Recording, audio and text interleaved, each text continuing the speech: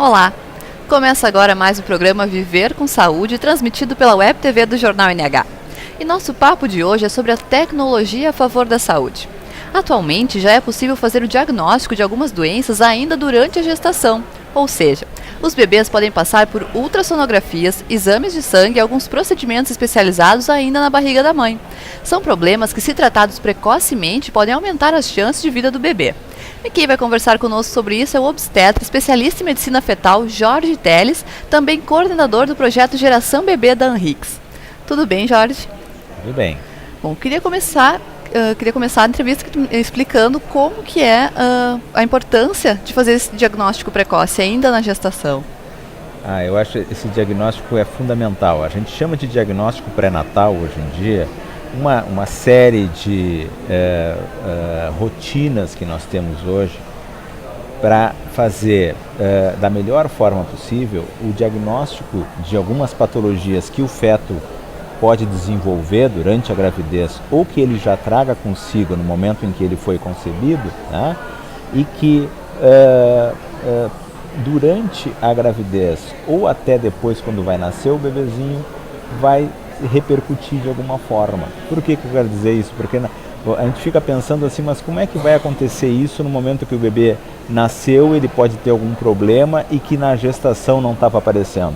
Porque no momento, se nós não fizermos um diagnóstico de uma patologia fetal na gestação, o bebê, naquele momento em que ele precisa das forças dele, vamos chamar assim, ele precisa de que o pulmão esteja funcionando, o rim esteja funcionando e ele não vá contar mais com a placenta, que é aquele intercâmbio, aquele meio que nós temos entre a mãe e o bebezinho, em que essas funções respiratórias, funções de excreção de produtos que não sejam utilizados no coraçãozinho, no metabolismo do bebê, eles são externados, eles são descartados pela placenta. E quando o bebê conseguir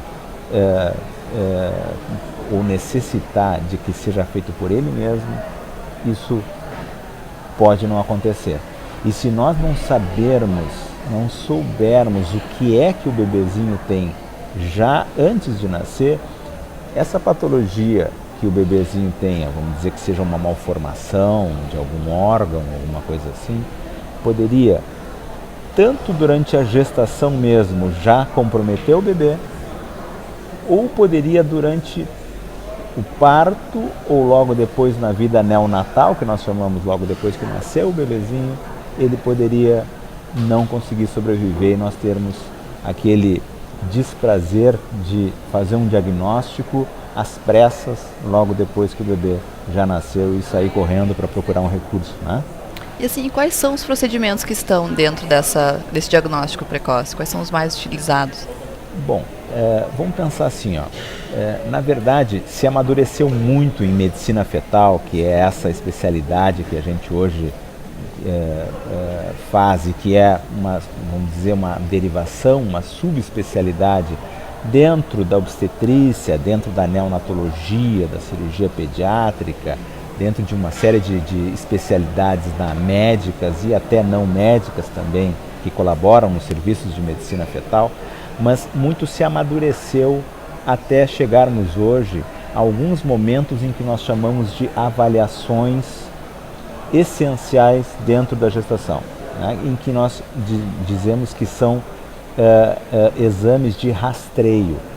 Dentro de medicina, isso não é próprio da medicina fetal, nós fazemos alguns rastreios. Por exemplo, se eu quero saber se um de nós temos diabetes, vou fazer uma cirurgia e eu estou precisando saber se a pessoa tem diabetes, se a pessoa tem anemia, eu vou pedir exames de sangue, eu vou dosar a glicose, eu vou dosar a hemoglobina da pessoa, eu vou ficar sabendo isso. Isso é um exame de rastreio. E esses exames que a gente faz durante a gravidez, eles são rastreios que a gente pode chamar de populacionais, que a gente deve fazer para todas as gestantes. E a gente escolheu, hoje em dia, 3 momentos essenciais para fazer isso. Nós temos no primeiro trimestre, em torno de 11 até 14 semanas de gestação, um segundo momento que é no segundo trimestre, que é a partir de entre 20 e 24 semanas de gestação, e um terceiro que é no terceiro trimestre, lá em torno de 32, então de 30 a 34 semanas. Então eu diria hoje que estes exames que são diversos, que nós vamos tentar até ao longo dessa entrevista e conversando um pouquinho sobre eles vão ser limitados a essas três principais períodos da gravidez, Então, primeiro trimestre, segundo trimestre e terceiro trimestre, contando, né? Isso para a gente que está no dia a dia é uma coisa tão habitual da gente lidar, mas é bom que eu ressalte isso, que a gestação vão ter 3 trimestres, né? Porque nós pensamos em 9 meses e nós dividimos essa gestação então em trimestres em cada 3 meses, que são como a gente consegue entender melhor a evolução do bebezinho na barriga da mãe. E poderia citar algum desses exames? Tem umas ultrassonografias que são feitas, né, durante a gestação. Exatamente. Vamos dizer que hoje o principal instrumento que nós temos para diagnóstico pré-natal, diagnóstico de doenças fetais dentro da gestação, é a ultrassonografia. Por quê, Gabriela? Porque assim, a ultrassonografia, ela evoluiu muito e muito graças à obstetrícia.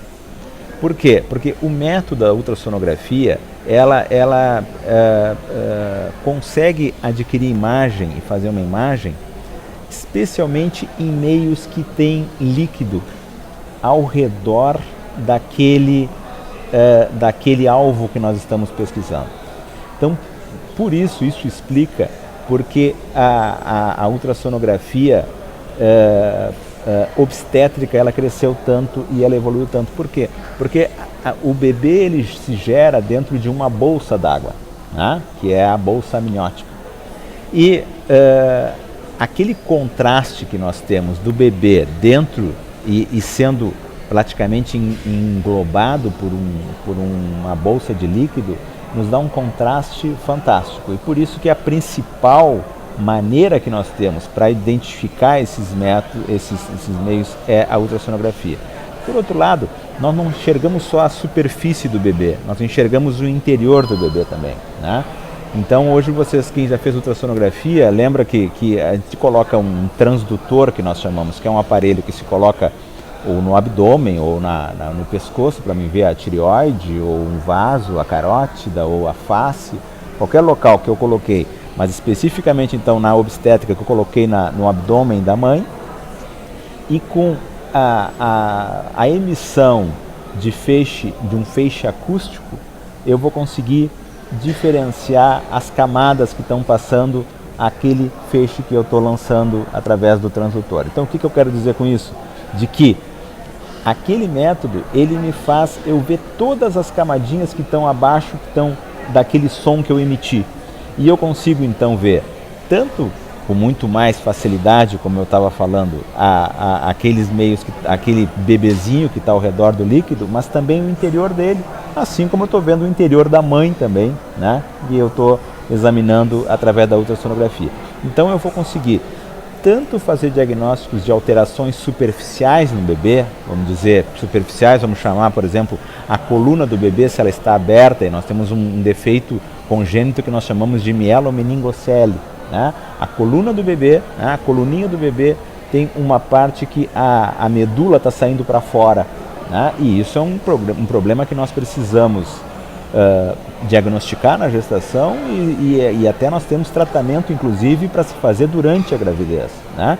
Então, tanto a gente pode pegar uma coisa superficial, como uma patologia, por exemplo, que é interna dentro dos rins do bebê. O bebê ele pode ter uma malformação renal e que eu precise também, muitas vezes, de fazer uma intervenção já durante a gravidez para que o bebê tenha um prognóstico melhor durante a gestação e já na vida extrauterina. Tá certo. E alguns até detectam alterações nos cromossomos, né? Alguns exames. Exatamente. Então, assim, nós vamos evoluindo um pouco mais. Nós temos esse nosso diagnóstico, que nós temos um diagnóstico de rastreio, que nós chamamos, que é durante esses 3 períodos dentro da gravidez. Mas no momento em que nós diagnosticamos alguma algum indício ou algum fator de risco ou algum risco que nós conseguimos medir isso hoje, e isso é num limite tal que justifique exames invasivos, que nós chamamos, né? Ou pelo menos que são de uma outra linhagem em termos de diagnóstico, nós vamos fazer, por exemplo, um exame, esse que nós estávamos comentando agora há pouco, que você lembrou, que é o diagnóstico por cariótipo do bebezinho. Então se tira um pouco de células do bebê, que são as células do bebê, elas estão mergulhadas no líquido amniótico que nós estávamos comentando antes, e tem representatividade bastante da tela do bebezinho, do que o bebezinho tem de célulazinhas de dentro do bebê. Então, nós temos células do bebê no líquido, nós temos células do bebezinho na própria placenta, que nós podemos fazer um exame e retirar um pouquinho de células da placenta, como também nós podemos tirar o próprio sangue do bebezinho em algumas formas, e inúmeras maneiras da gente conseguir células, inclusive, por exemplo, tem bebês que têm alguma coleção dentro do abdômen ou dentro do tórax e que nós vamos fazer alguma cirurgia fetal, e aquele próprio material já pode ser retirado para saber o cariótipo. E com o cariótipo do bebezinho eu consigo dizer com certeza se o bebê tem, por exemplo, a síndrome de Down, que é a mais comum. Nós sempre citamos a síndrome de Down, porque a síndrome de Down ela é 80% das patologias genéticas, né? Especialmente cromossômicas, que vão andar no bebezinho. Mas agora sim, tem alterações que também por essa via, tanto por líquido como por sangue, até pelo sangue materno às vezes, eu posso diagnosticar na gravidez e que são infecciosas, né? Por exemplo, a rubéola, por exemplo, o citomegalovírus, por exemplo, a toxoplasmose, são patologias que o germe que entrou pelo sangue da mãe e ele em algum momento ele pode passar para a placenta e alcançar o bebê, né? E isso vai fazer com que o bebezinho tenha uma patologia, uma infecção fetal e que depois vai ser congênita, como nós chamamos, que no momento em que nasceu o bebezinho. E a toxoplasmose, por exemplo, nós temos tratamentos hoje que nós podemos já durante a gestação, com o bebezinho ainda dentro do útero, através da mãe, tratar e o bebezinho diminuir a chance de ter repercussões, ter sequelas depois que nasce. Tá certo, então, doutor. Muito obrigada pela sua participação. Obrigado por esses esclarecimentos aí sobre o tratamento durante a gestação. Agradeço. Tá certo. E só complementando as informações que o Dr. Jorge nos trouxe, entre 12 a 20 de cada 1.000 nascidos vivos falecerão no primeiro ano de vida, sendo que mais de 60% já no primeiro mês de vida. No total, cerca de 85% das mortes perinatais acontecem entre as 22 semanas de gestação e os primeiros 6 dias de parto, e representam mais de 80% das mortes de bebês com até 1 ano de idade. Então, diante de dados tão tristes, a tecnologia e os procedimentos que o Dr. Jorge nos apresentou surgem com mais uma chance de vida para esses pequenos guerreiros. E o programa de hoje fica por aqui, mas você pode falar conosco pelo e-mail viver@gruposinos.com.br. Confira outras reportagens na edição impressa, que circula toda segunda-feira nos jornais NH, VS, Diário de Canoas, Correio de Gravataí e Diário de Cachoeirinha. Até mais!